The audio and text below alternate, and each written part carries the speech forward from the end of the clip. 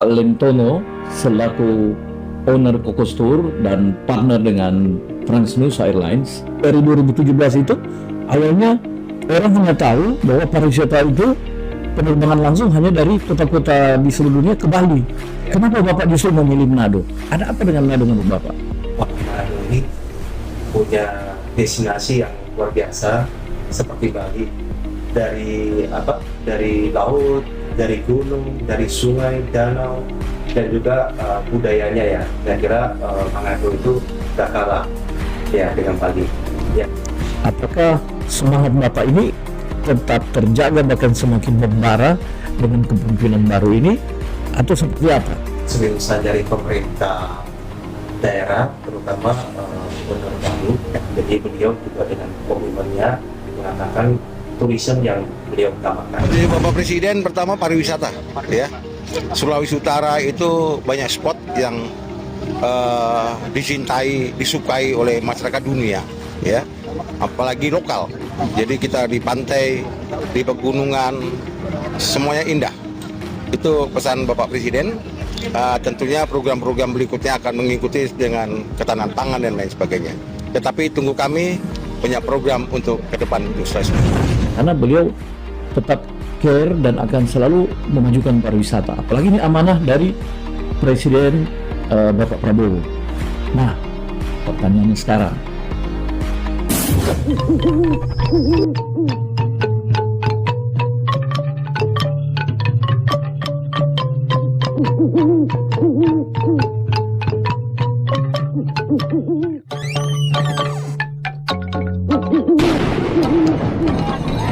Halo masyarakat Sulawesi Utara, jumpa lagi bersama kami NPM Podcast Manado Bercerita, dan saya Dino Gobel akan menjadi host dalam setiap tayangan NPM Podcast Manado Bercerita.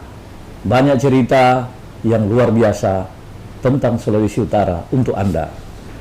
Dan seperti biasa, sebelum mengawali podcast kita yang menarik dengan tokoh-tokoh yang luar biasa kita hadirkan dan tema-tema aktual, selalu kita awali dengan pantun. Ya, burung gagah nyandak secantik burung nuri. Cakep. Mar bukan berarti dia besai. Nah, mari jo stay tune di NPM Podcast. Simak and ngoni jangan lupa subscribe torang pe akun YouTube. Oke? Baik. Pada sesi kali ini, tema kita kali ini akan membahas tentang kian ramainya penerbangan atau penerbangan langsung dari sejumlah negara di Asia Timur menuju Provinsi Sulawesi Utara atau Kota Manado khususnya. Nah, Asia Timur itu datangnya dari berbagai kota di China dan juga datang dari Jepang, Korea, bahkan Taiwan menggunakan pintu Singapura, atau juga yang sedang melakukan penjajakan penerbangan langsung seperti dari Taipei ke Manado, dari Seoul ke Manado, dan yang existing saat ini ada sekitar 4-5 kota di China seperti Guangzhou, Shanghai, kemudian ada Fuzhou dan lain sebagainya. Semakin ramai mereka datang ke Manado. Nah, menjadi pertanyaan sekarang, ada apa dengan Manado yang di satu sisi punya potensi pariwisata dan tentu di sisi lain punya potensi-potensi investasi dan peluang lain. Pertanyaan penasaran orang semua ini akan berusaha kita ungkap lewat percakapan dengan seorang tokoh, sosok di balik penerbangan-penerbangan yang gencar dari Asia Timur menuju Manado. Nah, siapakah dia? Kita mau kenalkan, saya mau kenalkan. Beliau adalah Bapak Lentono Sen. Sebenarnya kalau mau bilang Bapak masih dapat lihat nyong-nyong ini beliau ini. Ya, Bapak Lentono ini beliau adalah owner atau pemilik dari perusahaan yang khusus bergerak di bidang tour travel antar negara dari Indonesia ke sejumlah negara di Asia. Kemudian yang menarik dari Pak Lentono ini adalah sejak tahun 2017 ya Pak ya. Sejak dari 2017 sampai saat ini cinta Pak Lentono tidak tergoyahkan tentang Sulawesi Utara. Nah, kenapa tidak tergoyahkan? Karena dari 2017 sampai kemudian di 2019 lagi bagus-bagusnya diganggu oleh pandemi. Banyak travel agent, banyak penyelenggara bisnis pariwisata penerbangan yang goyah cintanya terhadap Sulawesi Utara dan hilang entah kemana. Tapi Pak Lentono bersama Kokos Tour tetap berkibar. Bahkan ada sejumlah terobosan yang beliau lakukan. Selamat baku dapa Pak Lentono dengan NPM Podcast. Iya, selamat pagi Pak Dino. Ya. Hari ini terima kasih sudah undang saya ke Prokesnya dan berbagi cerita tentang pengembangan yang dilakukan dari pemerintah maupun swasta untuk membangun Sulawesi Utara. Dan saya sangat senang hari ini bisa berdiskus dengan Pak Dino yang selaku pariwisata selaku toko ini pariwisata yang ada di Sulawesi Utara. Oke, siap. Ini luar biasa. Baru menyapa Pak Lentono begitu bersemangat. Oke, ini hal menarik yang ingin kami ungkap lagi, kami gali. Pak Lentono sejak 2017 ini salah satu yang seperti saya jelaskan tadi, begitu bersemangat membuka jalur penerbangan China langsung ke Manado. Padahal kan waktu dari 2017 itu awalnya orang hanya tahu bahwa pariwisata itu penerbangan langsung hanya dari kota-kota di seluruh dunia ke Bali. Ya. Kenapa Bapak justru memilih Manado? Ada apa dengan Manado menurut Bapak? Seingat saya waktu itu kita pertama kali datang ke Manado itu survei sebenarnya di 2016. Ya. Ya, kemudian saya melihat wah di Manado ini punya destinasi yang luar biasa seperti Bali, dari laut, dari gunung, dari sungai, danau, dan juga budayanya ya. Saya kira Manado itu gak kalah ya dengan Bali. Ya, yang tentunya di sini memang untuk membuka satu destinasi baru itu harus ada transportasi udara, yaitu pesawat. Nah, kita pikir waktu itu, wah ini membangun Manado ini mau mempromosikan ke luar negeri ini gak gampang, karena salah satunya maskapai. Nah, waktu itu kita dikasih kesempatan Sriwijaya Air dan Citylink untuk berkolaborasi. Dan saya dipercayakan dari Kemenpar juga maupun dari pemerintah daerah untuk mempromosikan Manado di China. Waktu itu China itu lagi, Tiongkok itu lagi sangat terkenal dengan jumlah wisatawan yang keluar negeri. Jadi dari 1 tahun itu sekitar 100 jutaan mereka keluar negeri. Dan bagi saya waktu itu market yang sangat potensial, karena 1% saja datang ke Indonesia sudah luar biasa. Jadi yang kita pikirkan itu, karena waktu itu China lagi dengan kesejahteraan ekonomi yang sangat bagus, dan memang ini udah menjadi bepergian itu udah menjadi budaya ya. Dan memang merintis Manado ini tidak gampang tentunya, karena dari segi fasilitas dan juga SDM waktu itu ya masih belum begitu terlihat ya. Nah, ini sampai di sini Pak Lentono. Menarik sekali ini Pak. Jadi waktu Bapak masuk, tadi Bapak sudah singgung tentang tidak mudah masuk Manado. Tantangan terberat ketika itu di tahun 2017 ya. Ya. Apa yang menjadi challenge yang Bapak alami?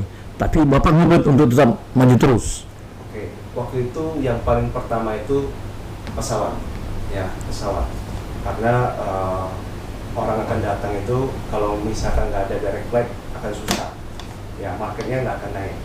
kedua memang untuk waktu itu market kita Tiongkok yang tentunya SDM. Jadi kayak apa namanya, tour guide-nya, terus tim-tim yang bisa berkomunikasi bahasa Mandarin. Oh iya, Ya. guide-nya ya Pak. Tour guide-nya ya. Oke. Ketiga, waktu itu saya masih ingat busnya masih belum begitu banyak. Jadi Iya, sampai iya. kita datangkan dari Bali dan Makassar Iya. waktu saat high season ya. Oh ya, termasuk guide katanya Bapak datangkan dari luar. Iya. Terus keempat mungkin makanannya ya. Makanannya mungkin waktu itu masih belum terlalu banyak pilihan. Ya, tapi ya itu terus kelima, di China itu sebenarnya kita di China itu banyak sekali destinasi yang mereka jual. Ya, mereka Asia Tenggara ini yang paling jauh itu sebenarnya di Indonesia. Ya, jadi mereka banyak berpergian ke daerah-daerah di Asia Tenggara. Pertama itu mereka ke Thailand, ya, terus ke Vietnam, terus ke Bali. Nah, Manado itu waktu itu ya masih belum terkenal di sana. Ya, tapi ya itu menjadi tantangan kita, meyakinkan travel agent atau pelaku wisata di Tiongkok untuk mempromosikan Manado di sela banyak destinasi yang mereka jual. Ya.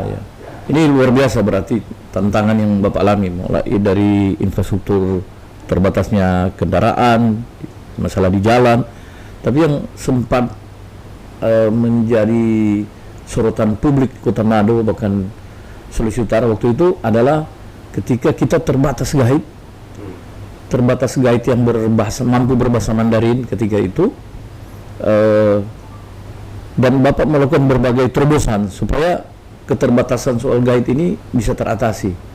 Nah, termasuk saya dengar Kokos itu mampu melakukan kaderisasi guide lokal.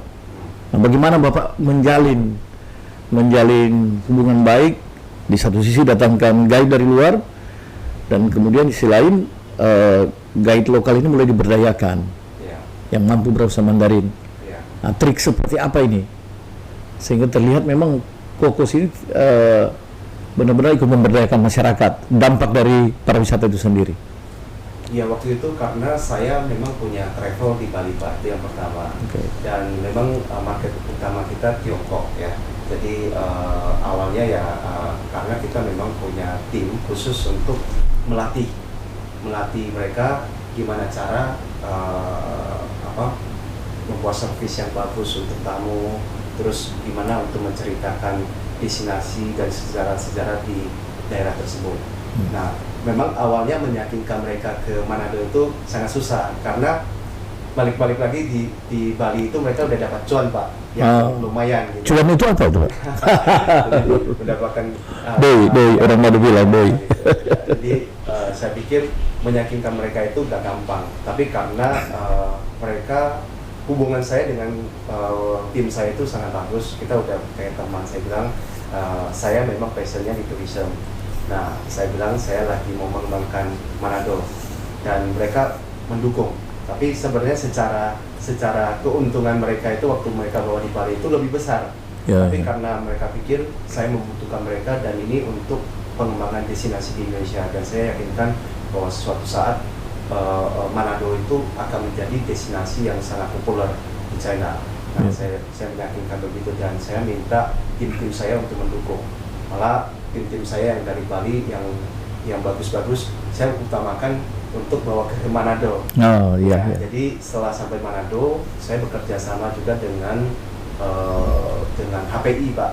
HPI ya. Jadi saya minta juga HPI tolong. HPI ini Asosiasi Himpunan Pemandu Pramu Wisata. Jadi saya komunikasikan dan saya minta ketua HPI waktu itu untuk membantu guiding lah tim-tim kita sehingga mereka bisa memberikan informasi yang benar tentang tourism Sulawesi Utara ke tamu kita gitu. Ya.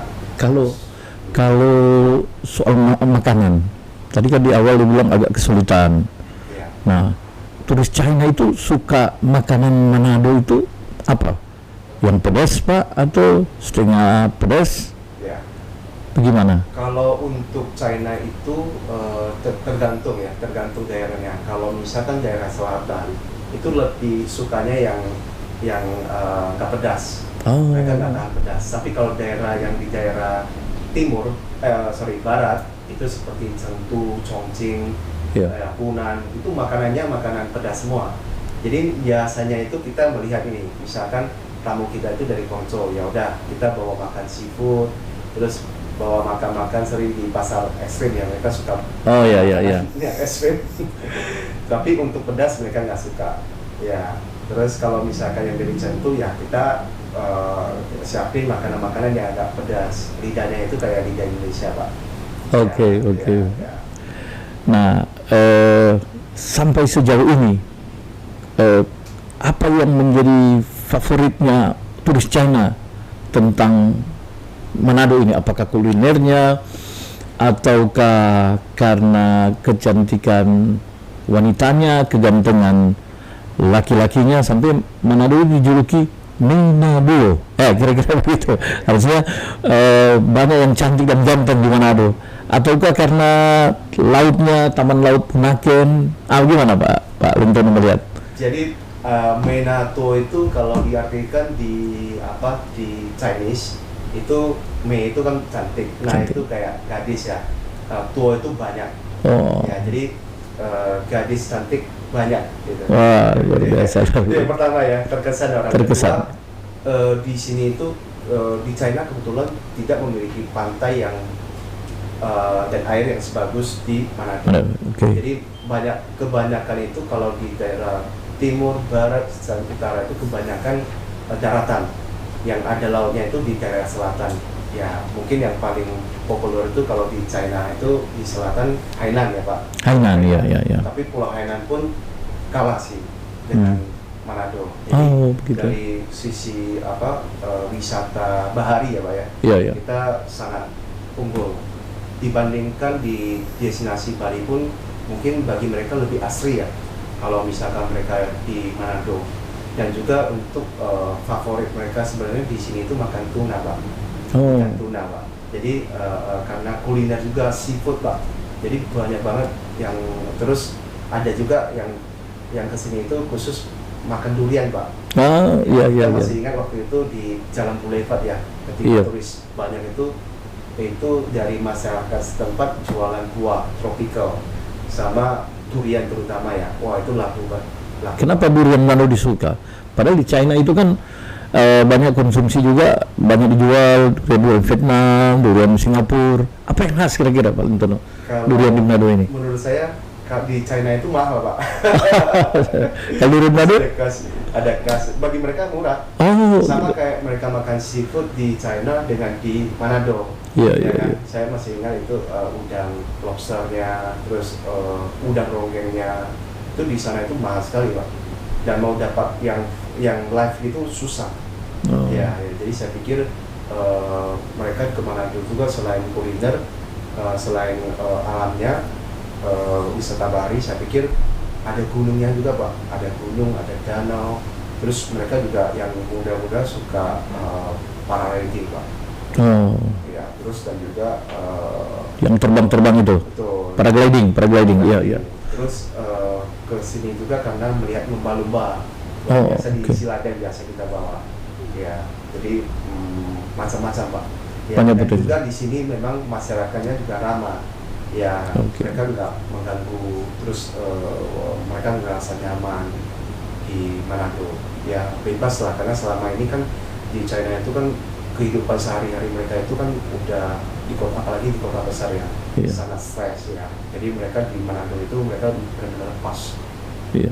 Ya. Mungkin apalagi ini ya, lepas bahwa banyak potensi kuliner, kecantikan alam sini, juga jarak Manado dengan China hanya 3,5 jam rata-rata ya. Betul. Jadi dari jarak pun dekat sekali, Pak.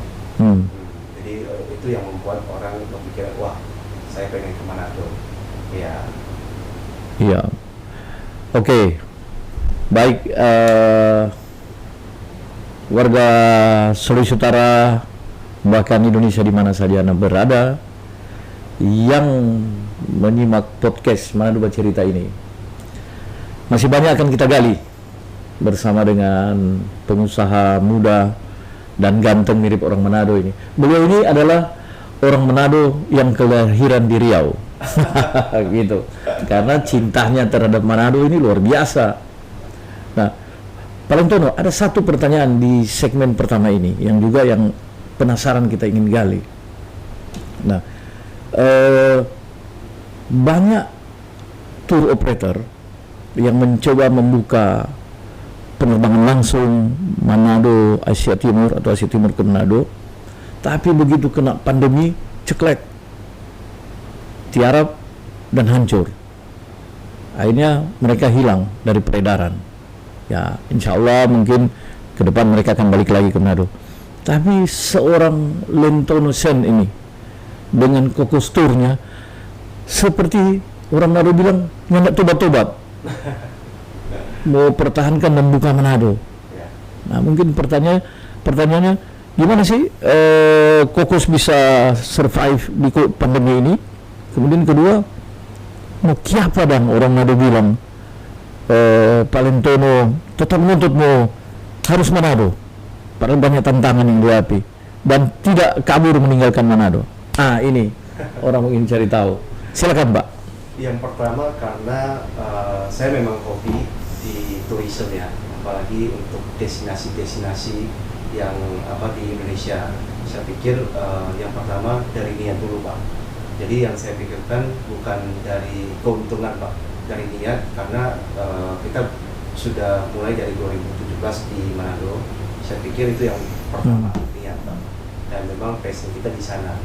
Dan kedua, menurut saya kesempatan itu datang ketika orang nggak melihat kesempatan itu. Padahal kesempatan kita yang menciptakan, Pak. Kesempatan kita yang menciptakan. Nah, ini quotes of the day. Kesempatan itu kita yang ciptakan. Wah, bukan orang lain. Iya. Oke, lanjut. Saya pikir saya melihat bahwasanya Manado itu memang jaraknya sangat dekat dengan China dan juga komitmen dari pemerintah, Pak.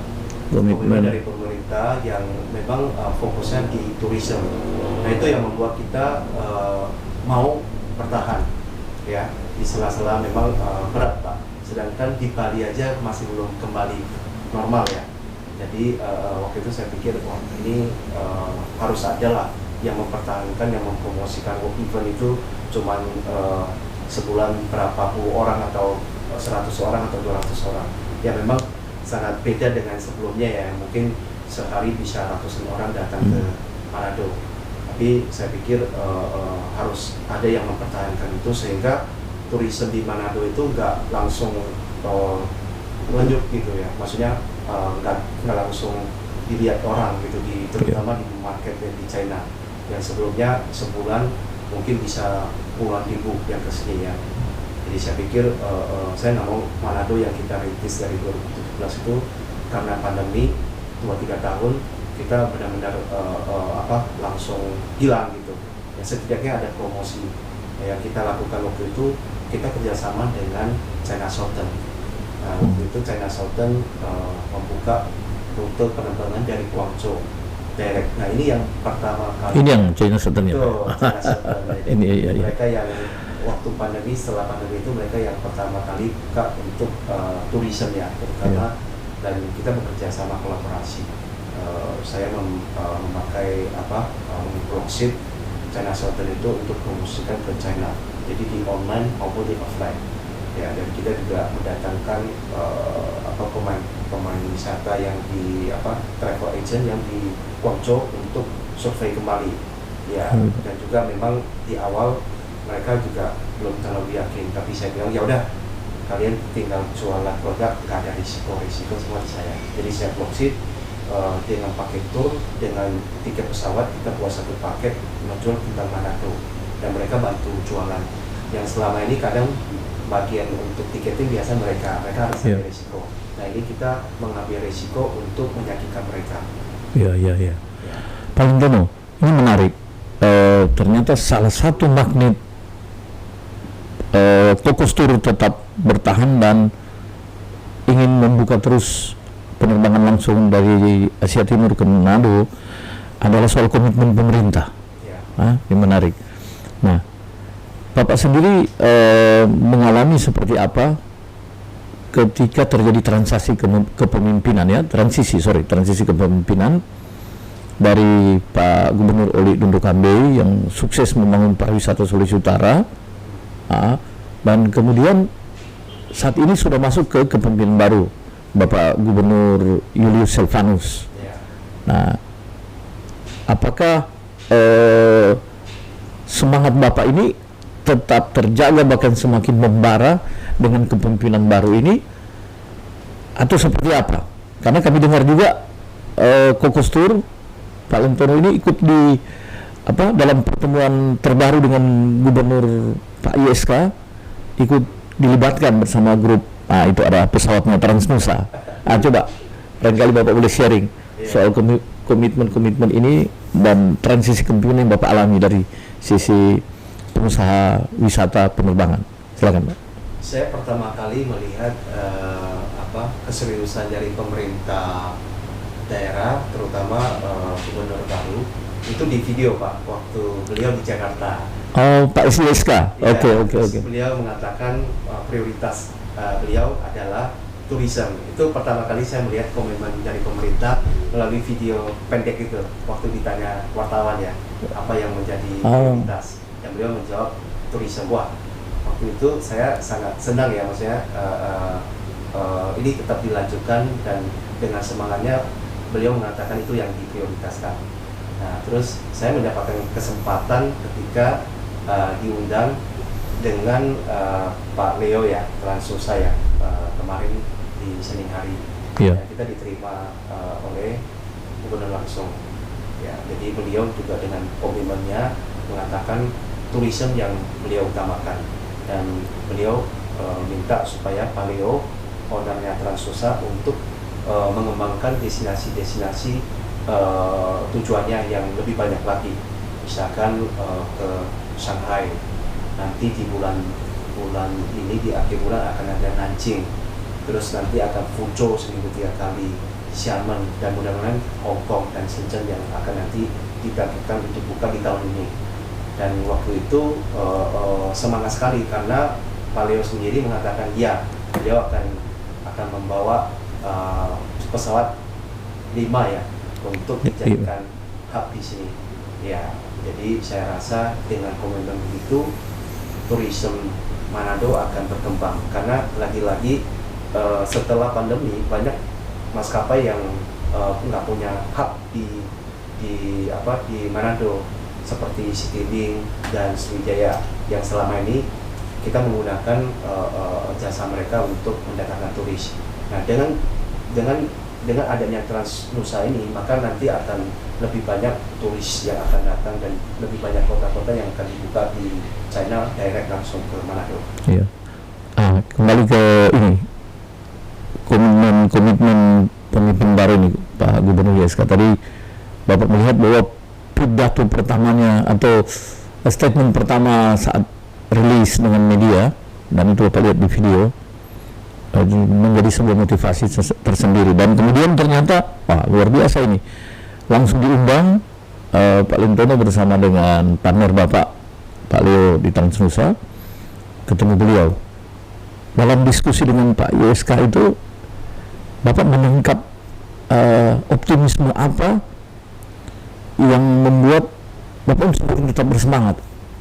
Hal positif apa yang menjadi dorongan, trigger bagi bisnis Bapak dari pemaparan dan keyakinan Pak ISK tentang pariwisata? Kira-kira itu masih.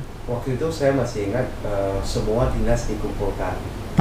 Ya, dan semangat ya, sangat semangat, dan langsung ditanggapin permasalahan-permasalahan yang ada, dan kira-kira apa yang beliau sampaikan, dan minta kita kasih masukan-masukan, dan langsung ditanggapi, Pak. Ya, langsung ditanggapi. Dan saya melihat Bapak juga orangnya sangat baik ya, dan juga beliau itu saya lihat marketing juga sih ya, negosiasi ya, kita negosiasi dan meyakinkan kita untuk terus membawa turis lebih banyak ke Manado. Dan beliau prioritaskan bahwasanya ini maskapai nanti yang masuk ke sini jangan semuanya ke Morowali, ya Yeah. kan, bukan untuk jangan semuanya ke pekerjaan ya, harus tinggal di sini dan harus ada kontribusinya mereka harus tinggal di sini dan juga mereka harus jalan-jalan sebelum mereka ke Morowali gitu istilahnya. Yang diprioritaskan itu di pariwisata.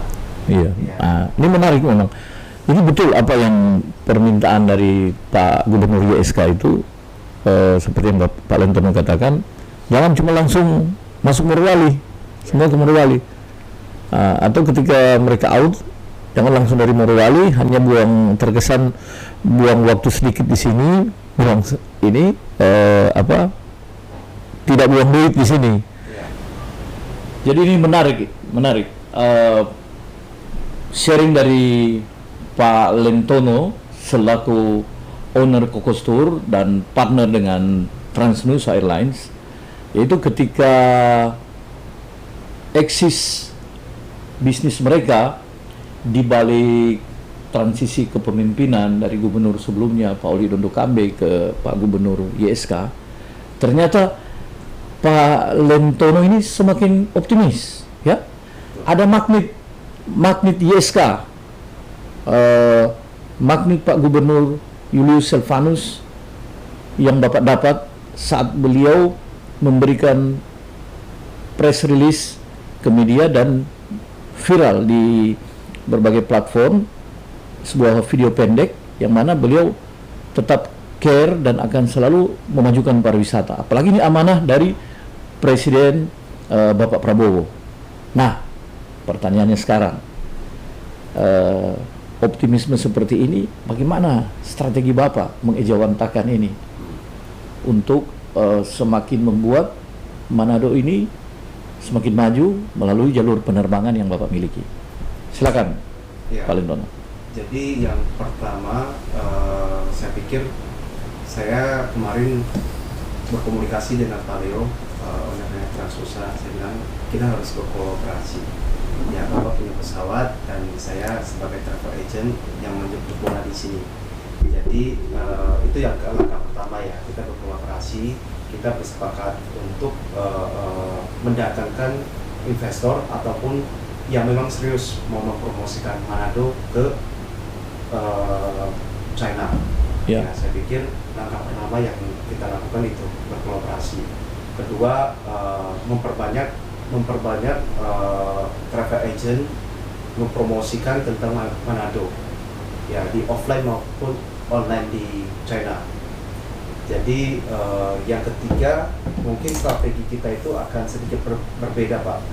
Yang dulunya mungkin pesawat itu yang kita datangkan hanya turis.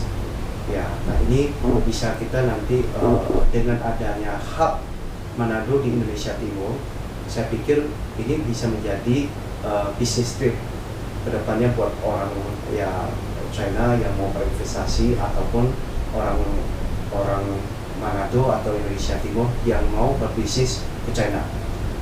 Dan ketiga, di setiap pesawat itu ada namanya cargo, Pak.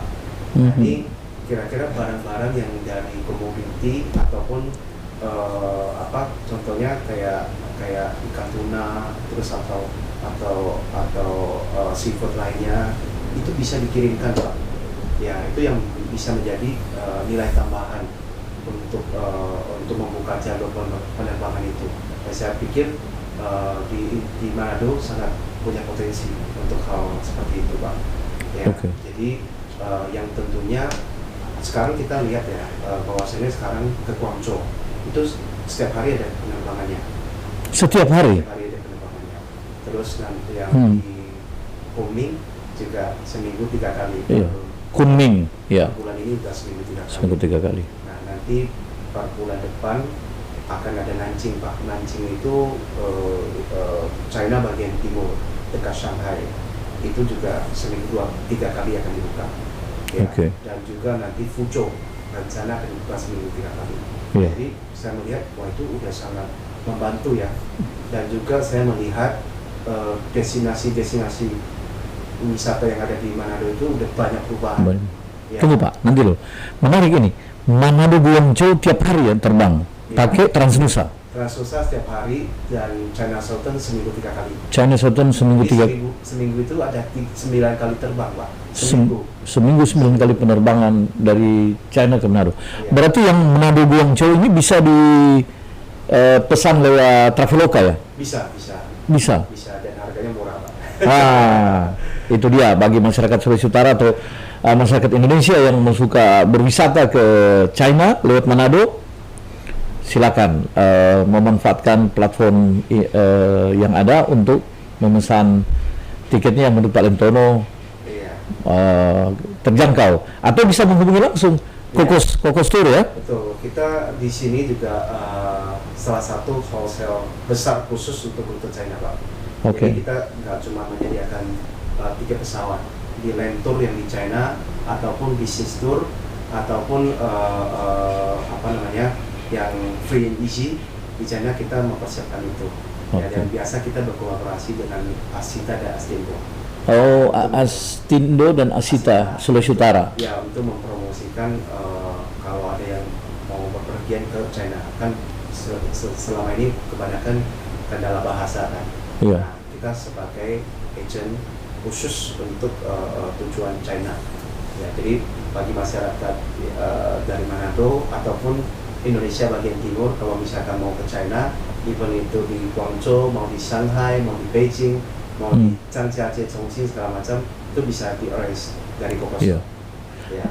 Oke, Pak, menarik juga saat Bapak menyebutkan tentang asosiasi travel Indonesia yang ada di lokalan Sulawesi Utara. Bagaimana Bapak menjalin hubungan baik dengan mereka?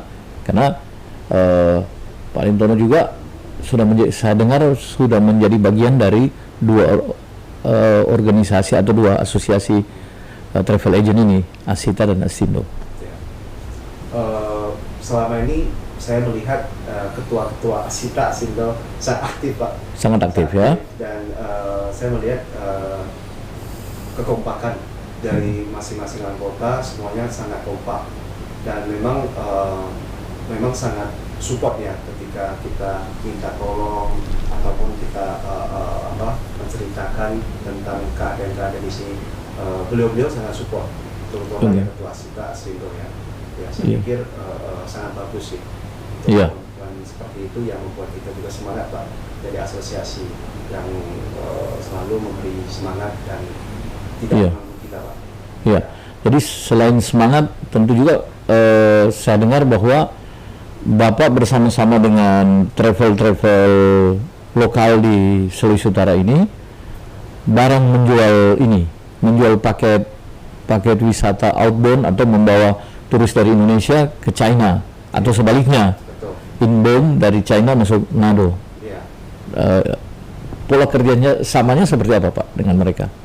Saya pikir kita nggak mungkin berjalan sendiri, Pak. Saya pikir, Pak, selama ini kita selalu berkomunikasi dengan Asita, Astindo supaya mereka juga bisa menjual paket-paket. Ya biasanya kita memberikan cashback ataupun komisi lah supaya mereka juga bisa bantu untuk jualan. Ya, itu juga yang kita lakukan untuk agent-agent China. Nah, kita memberikan cashback ke mereka. Ya, saya pikir cashback yang lumayan sehingga mereka bersemangat untuk berjualan. Luar biasa. Nah, kembali tadi ke penjelasan Pak Lentono tentang bagaimana supaya bisnis penerbangan Asia Timur China ke Manado ini semakin bergairah pasca mendapat dukungan dari Pak Gubernur YSK ya. Antara lain tadi Bapak sebutkan bahwa berkreasi, tidak hanya passenger, tapi juga menciptakan bisnis trip, ya, bisnis trip bagi pengusaha-pengusaha yang berinvestasi di Sulawesi Utara, dari China ke Sulawesi Utara, dan di sisi lain juga menyelipkan trik baru yaitu kargo. Nah, untuk khusus tentang menjaring investor dari China ke sini, tentu butuh networking ya di sana, dan tidak semua orang punya. Dan saya dengar katanya susah merayu investor China, meyakinkan mereka untuk datang ke Sulawesi Utara, apalagi promosi kita di sana kan masih kurang. Nah, gimana ini Pak Lentono menyiasati ini? Saya pikir yang paling utama kan kita ada kedutaan di Tiongkok, Kita, ya kan? oke. Ataupun konsul jenderal ya, konsulat kita ya. Iya. Tiongkok. Biasanya minta mereka bantu Pak, karena mereka juga banyak banyak relasi di sana, dan mereka juga bisa membantu kita untuk meyakinkan, karena dari China sendiri mereka melihat bahwasanya siapa yang maju, ya kan? Kalau misalkan dari pemerintah yang berkomitmen maju mengundang mereka, mereka akan datang. Jadi maksud saya ya tentunya dari pemerintah daerah harus bekerja sama juga dengan konsen ataupun dubes kita yang di China, sehingga keseriusan ini akan membuat investor tertarik ya kepastian itu. Jadi saya pikir itu yang paling utama. Paling utama ya. Ya. Nah, ini menarik ini.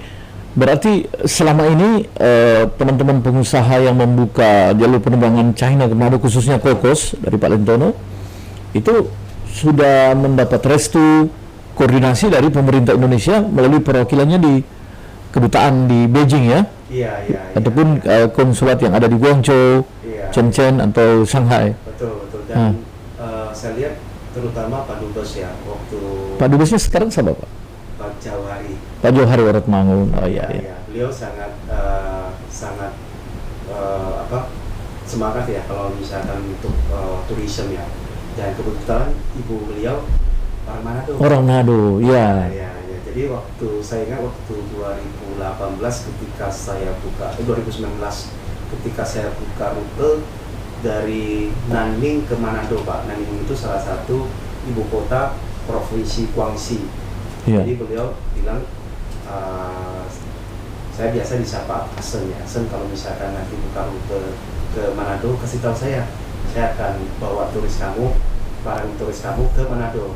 Dan ketika 2019 bulan April saya buka pertama kali di kota Nanning, beliau dari Beijing Pak Datang. langsung bawa turis kita bersama dengan turis kita ke Manado. Nah itu yang membuat saya tambah semangat dari Iya. pemerintah daerah maupun perwakilan kita yang di China sangat support ya, sampai beliau bela-bela bawa turis kita ke Manado. Nah itu yang saya pikir jangan putus sampai di sini, harus komunikasi terus antara pemerintah daerah, pengusaha maupun perwakilan kita di sana. Ya. Dan sampai saat ini yang Bapak lakukan terkait bersinergi dengan kedutaan Indonesia di China, apakah ada investor yang sudah datang dan merealisasikan investasinya di Sulut kira-kira Pak? Saya pikir kalau untuk masih belum banyak ya. Masih belum banyak ya? Ya, jadi mungkin ini menjadi PR kita semua lah. Saya pikir supaya kedepannya kita lebih aktif berkomunikasi dengan mereka, kita membuat mungkin mengundang mereka untuk kemari ataupun kita ke sana untuk melihat lebih banyak peluang. Ya. Itu yang kita lakukan ya. Ini masukan bisnis trip seorang Bapak Lentono Sen terpikat dan semakin berinovasi untuk mengembangkan Sulawesi Utara sebagai destinasi paling menarik dan cantik di Asia Timur. Kira-kira begitu ya, di Pasifik. Nah, saya dengar katanya kemarin itu Pak Lentono termasuk yang ikut diundang rapat dengan Pak Gubernur YSK ya, di kantor gubernur, dan ada sebuah kepercayaan dari Pak Gubernur YSK menunjuk Transnusa termasuk dengan Kokos membuka feeder baru, jalur baru dari Manado ke beberapa destinasi atau kota di Indonesia Timur. Salah satu katanya Bapak dipercayakan bersama Transnusa untuk membuka jalur penerbangan Manado ke Toraja. Nah, bagaimana tanggapan dan trik Bapak menindaklanjuti kepercayaan dari Pak Gubernur YSK ini, dan Bapak melihat seperti apa Toraja, potensi Toraja ini ke depannya dalam sinergitas dengan Kota Manado sebagai dua destinasi pariwisata yang saling menunjang. Ya. Silakan Pak Lentono. Ya, saya pikir kemarin saya berdiskusi panjang dengan Pak Leo. Jadi bukan hanya untuk rute internasional yang beliau akan buka, namun juga Manado and beyond yang beliau sampaikan. Jadi salah satu tujuan nanti tourism itu mereka transit ke Manado untuk main di Manado plus beyondnya, seperti Raja Ampat, seperti Morotai, seperti Tanah Toraja. Yeah. Nah, saya lihat ini akan menjadi Manado ini akan menjadi hub untuk orang berpergian ya, terutama dari China ataupun Singapura ataupun dari Malaysia untuk ke beyond ini.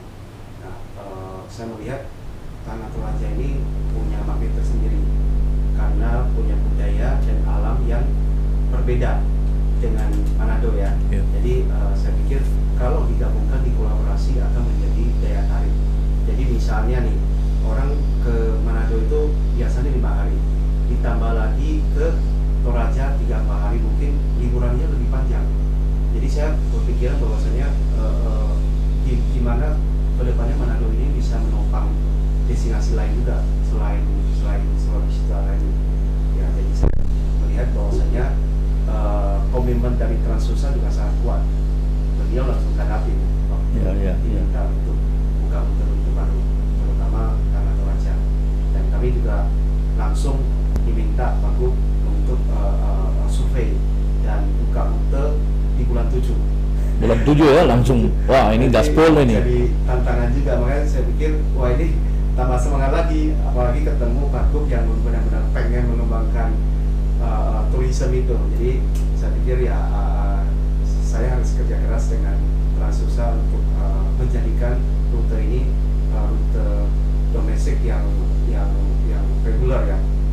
Melalui cerita kita pada hari ini dalam NPM Podcast Manado Bercerita dengan pengusaha muda tapi syarat pengalaman yang memiliki jaringan bisnis untuk penerbangan dari sejumlah negara di Asia Timur ke Indonesia termasuk Manado, yaitu Bapak Lentono Sen, telah membuktikan Sulawesi Utara tetap menjanjikan dan semakin menjadi optimisme tersendiri perkembangannya ke depan, apalagi masuknya Gubernur Bapak Julius Silvanus dalam memimpin Sulawesi Utara bersama Wakil Gubernur Bapak Victor Mailangkai.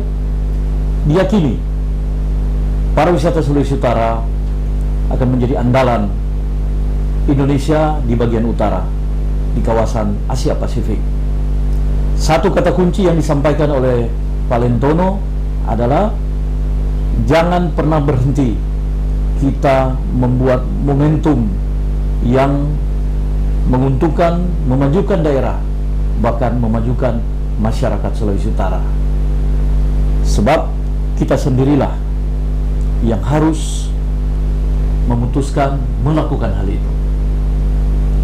NPM Podcast Manado Bercerita masih akan memiliki banyak cerita menarik di dalam episode-episode selanjutnya. Di penghujung sesi ini ada sebuah pantun yang mengatakan, makan mangga dodol di pasar bersehati, jangan lupa bawa kekasih hati. Podcast NPM masih banyak cerita menarik hati karena kalian semua selalu di hati. Sampai baku dapat di episode selanjutnya. Saya Dino Gobel sebagai host pada kesempatan ini dan didampingi oleh CEO NPM Media Group Suwarni Rahim menyampaikan salam. Torang ketemu baku dapat lagi di episode berikutnya. Terima kasih.